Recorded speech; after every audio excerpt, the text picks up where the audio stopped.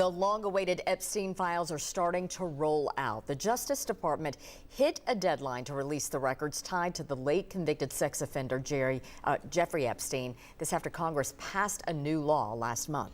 Authorities say hundreds of thousands of documents are being released right now, many more coming in the months ahead. Here's what we know. NBC News journalists are digging through the files at this hour.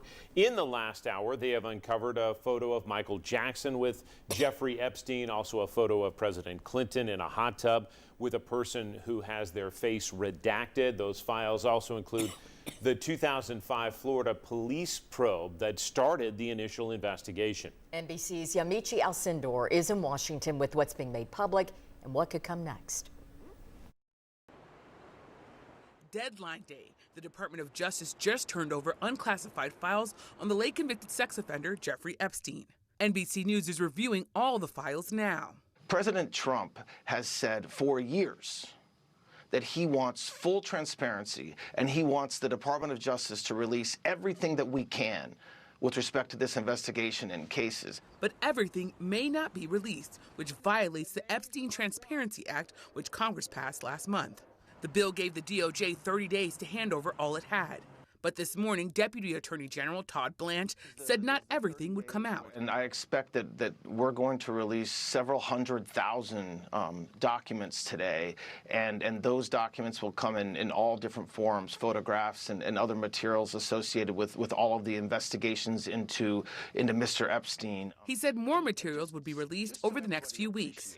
That did not sit well with Republican Thomas Massie and Democrat Ro Khanna, the two lawmakers behind the Epstein Act.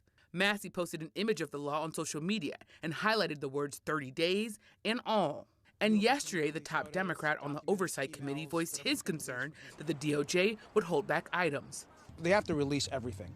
We will use every tool available to us, including if we need to go to the courts and if we need to take legal action to get the files released. Democrats have already released a trove of photos and documents from the Epstein estate, some showing the late sex offender with powerful men, including President Trump. None of the people in the pictures have been charged with any wrongdoing, including the president.